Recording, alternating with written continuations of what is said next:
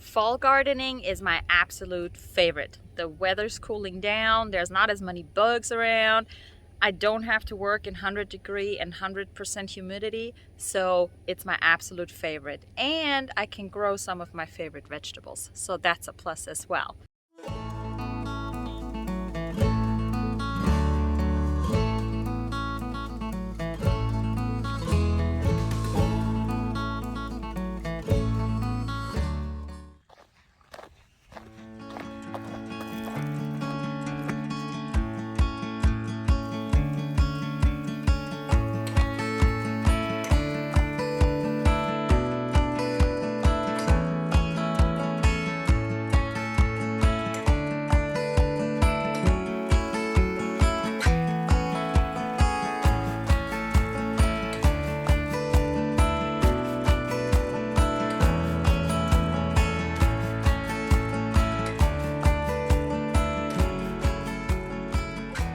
It's a lot of out with the old, in with the new. We're going to be planting a lot of trees. This cat, like really, look. He will not. What is it? What is it, buddy? He's very needy today. Anyway, we're going to be planting a lot of trees. I just went to a plant sale the other day at a nursery down the road because they need to get rid of all of their trees for the summer. So I got a pretty good deal on a bunch of trees that need to go in the ground. So I'm excited about that. Got a bunch of blueberries, raspberries, cherries, apples, peaches. I have to put a bunch of stuff in the ground that has been sitting in pots forever because, again, I ran out of time. So I'm excited about putting trees and fruit bushes and repot some of the smaller plants that we got earlier this year, and I'm gonna be super busy.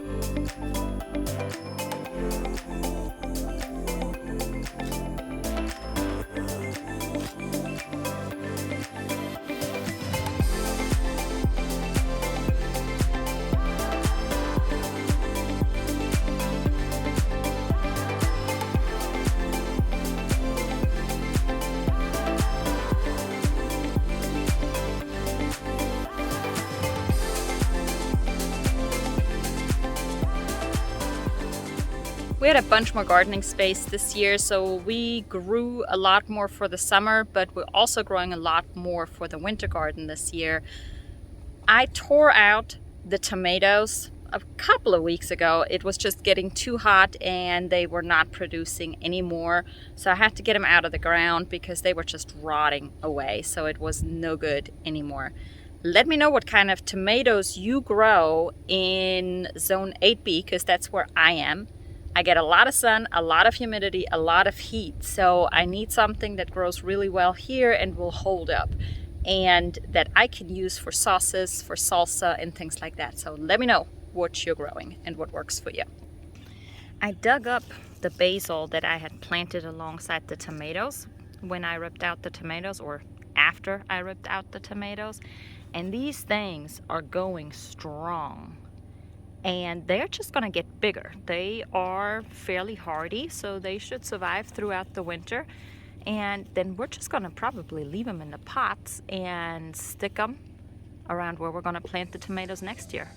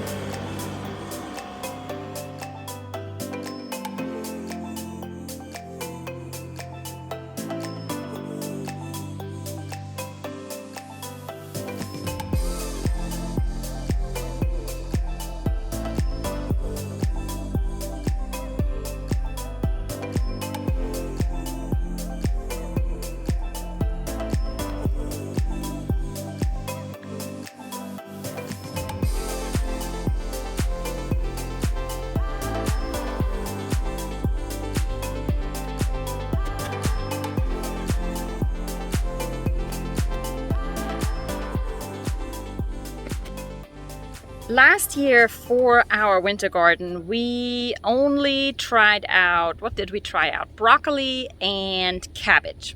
Cabbage didn't survive much. It grew great. It turned out really great, but then the turkeys attacked, so they didn't survive. I still got about 6 heads of cabbage. This year I should end up with probably 3 times as much, so I'm excited about making some kraut and other dishes with it. We're growing broccoli again. We're also trying Brussels sprouts this year, so we're gonna see how that goes. And we have beans still going very strong. So we still have a lot going on, and we do need to start a couple of leafy greens again as well. So some kale and some lettuce needs to really go, and to be able to provide us some vegetables and greens throughout the winter.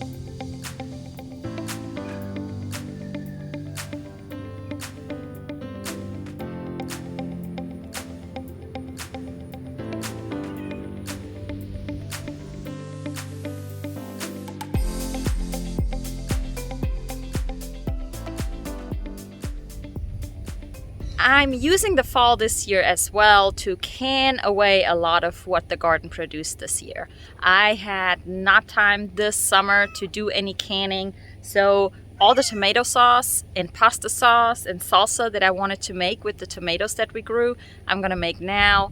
I have a bunch of beans that I need to harvest that I'm gonna make some salads out of and can away, freeze away as well. And this year I'm growing a lot more broccoli, I'm growing a lot more cabbage. Hopefully the turkeys are not gonna eat it this year because I only got 1 left. So hopefully the cabbage is safe this year. Wish me luck.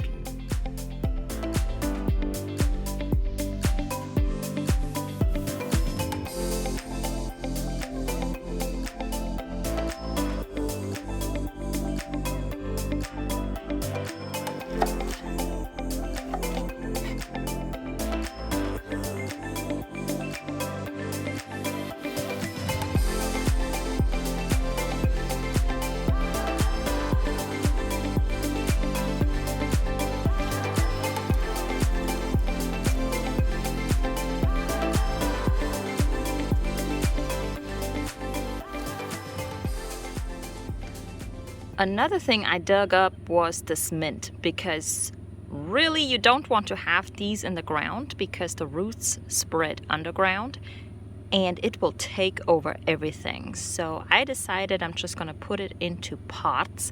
That way I have it wherever I want it, I can move it, and it's not gonna take over the whole yard.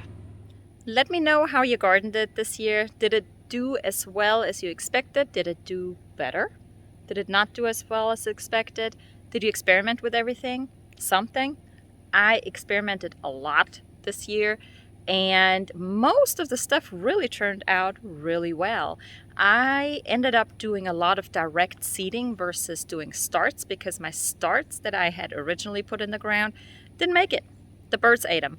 So by the time they had already eaten all the starts out of the ground, I had to go and just direct seed and hope for the best. And it worked out really great. So I'm going to do a lot more of that for next spring and see how that goes. Do some more experimenting there. And another thing I'm going to try out this year is harvesting my own seeds and planting those next year to see how it turns out and what kind of yield I get.